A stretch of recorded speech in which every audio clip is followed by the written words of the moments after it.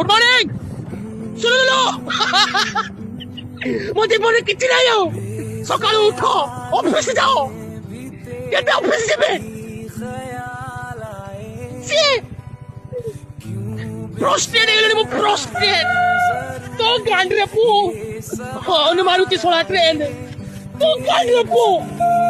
ଓ ତୋ ଗାଣ୍ଡିରେ ପୁଅ ମଉସା ସେ କଣ କାଇଁ ପୁପୁ ହଉଛୁ ଟ୍ରେନ୍ ମଣିଷ ପ୍ରୋଷ୍ଟେଟ୍ ଅଛି ଟେ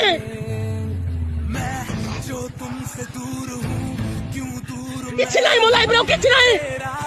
ସକାଳୁ ଉଠିକି ଅଫିସ ଯିବି ଅଫିସ ସକାଳ 6ଟାରୁ ଉଠିବି ଅଫିସ ଯିବି ମୋ ସାଙ୍ଗମାନେ 10ଟା 11ଟା ପର୍ଯ୍ୟନ୍ତ ଶୋଉଛନ୍ତି ମୁଁ କଣ କରୁଛି ଏଠି ଅଫିସ ଯିବି ମୁଁ यार ମୋ ବାଳ ଜିନ୍ଦଗି यार ବିଷ ଯଦି ଦେଇଦିଅ ମରିଯାଏ ମୁଁ ଖାଇକି